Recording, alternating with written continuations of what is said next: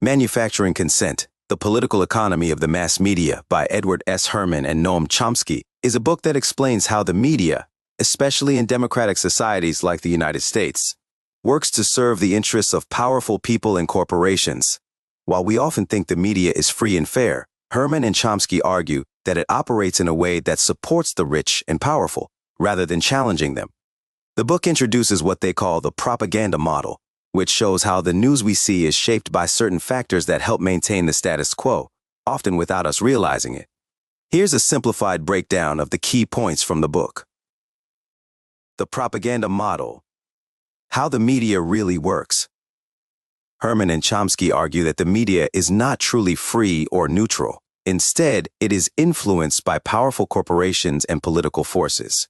They propose the propaganda model to explain how this happens. The model shows how different factors, like who owns the media and who advertises in it, determine what stories are covered and how they are presented. The media doesn't have to lie, it just filters the news in ways that favor the interests of the powerful. According to the authors, there are 5 key filters that affect what we see in the news. Size and ownership of media companies. Large corporations own most media outlets, and these corporations are mainly concerned with making money. As a result, the media tends to reflect their interests and avoid stories that might hurt their profits. Reliance on advertising for revenue. Media outlets depend on advertising for money, so they don't want to upset their advertisers. This means they're less likely to cover stories that could offend companies paying for ad space. The use of official sources. News organizations often rely on government officials and business leaders as their main sources of information. This means that the news tends to reflect the views of those in power, while alternative or critical voices are often ignored. Flack. Flack refers to negative responses or pressure from powerful groups when the media covers something they don't like. For example, companies might pull their advertising, or governments might threaten legal action. This discourages the media from going against the grain. Anti-communism or similar ideological controls. During the Cold War, fear of communism was used as a way to control the media's narrative. Today, other ideologies like the War on Terror serve a similar role, framing certain groups or ideas as the enemy to unite public opinion behind government actions. The media shapes our view of the world. The authors explain that the media doesn't just report the news, it shapes how we see the world. Because the media serves powerful interests, it often presents stories in a way that supports those interests. For example, if a country the U.S. opposes is involved in a conflict, the media might focus heavily on the suffering of people in that country. But if the U.S. supports a regime that is doing something harmful, the media might downplay or ignore the negative stories from that country. This happens because the media helps create worthy and unworthy victims. Worthy victims are those whose suffering helps push a political agenda that benefits the U.S. or its allies. So their stories get a lot of coverage. Unworthy victims, on the other hand, are people whose suffering doesn't fit the preferred narrative, so their stories get little attention or are ignored. The media and war, selling military interventions. Herman and Chomsky show how the media plays a big role in convincing the public to support wars or military interventions. They argue that before a war starts, the media helps sell the idea of the war to the public by framing it in a way that makes it seem necessary or noble. For example, when the U.S. was involved in the Vietnam War, the media often portrayed it as a fight to stop the spread of communism, even though the reality was much more complicated.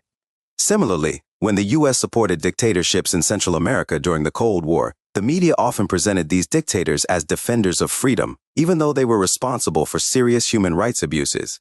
In this way, the media helps create consent for U.S. foreign policy by presenting wars and military actions as necessary, justified, or morally good. Media ownership and the role of advertising. One of the major reasons the media operates this way, the authors explain, is because of how media ownership and advertising work. Most media outlets are owned by large corporations, which are more interested in making a profit than providing objective news.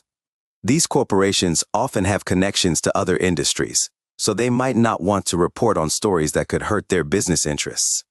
Additionally, media companies rely heavily on advertising to make money. This means that the content they produce is shaped by what will attract advertisers. rather than by what is most important or informative for the public. For example, news programs might focus on sensational stories that grab attention but lack depth, or avoid covering issues that might upset big advertisers. Media and the Cold War, controlling the narrative. During the Cold War, Herman and Chomsky argue, the media played a big role in shaping public opinion about communism and the Soviet Union. Anti-communism became a central theme, and any country or group that opposed communism was often portrayed in a positive light, even if they were involved in human rights abuses. On the other hand, communist or socialist countries were often demonized, regardless of the facts. This anti-communist filter didn't just affect how foreign countries were portrayed, it also influenced domestic politics. Anyone in the U.S. who criticized capitalism or U.S. foreign policy was often labeled a communist or unpatriotic. This helped to narrow the range of acceptable opinions and stifle dissent. Today we see similar patterns with other ideological filters like the war on terror. The media tends to focus on certain enemies or threats in a way that supports government actions, while ignoring or downplaying the complexities of these issues. Shaping public opinion. The media doesn't just report the news, it helps to create public opinion. Herman and Chomsky argue that the media is very good at making the public believe in a certain version of events that fits with the interests of the elite. This happens through framing and selective coverage. For instance, the media might present a debate about a war or a political issue, but only include voices that support the dominant perspective. This creates the illusion that there's a healthy debate, but in reality, the discussion is limited to a narrow range of opinions that don't challenge the system. By controlling what people see and hear, the media helps create a kind of manufactured consent, where the public agrees with policies or actions that benefit the powerful, even if those policies aren't necessarily in the best interest of most people. Conclusion: what the propaganda model tells us. In the final part of the book, Herman and Chomsky emphasize that the propaganda model doesn't mean that every journalist or media outlet is deliberately lying or trying to manipulate the public.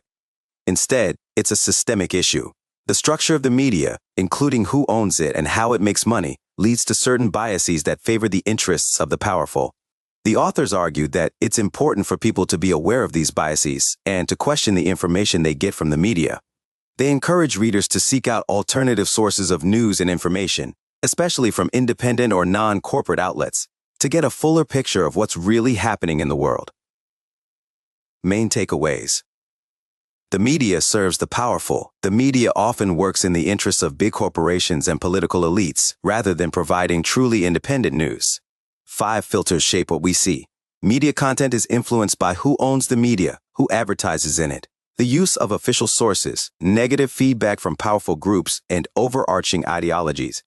Worthy against unworthy victims. The media gives more attention to victims of violence or oppression when their stories serve U.S. interests, while ignoring those whose stories don't fit the preferred narrative. Legitimizing war. The media helps gain public support for U.S. military actions by presenting a biased or simplified view of foreign conflicts. Control of public opinion. The media shapes public opinion by presenting a narrow range of viewpoints, creating the illusion of debate while excluding critical perspectives. Awareness is key. It's important for people to be critical of the news they consume and seek out independent, alternative sources to get a more complete understanding of world events. I hope this summary is interesting enough to compel you to hunt down the original text. The authors go into much more detail using vivid case studies and examples. Thanks for listening. Don't forget to like and subscribe. Thor Blam Kobangi.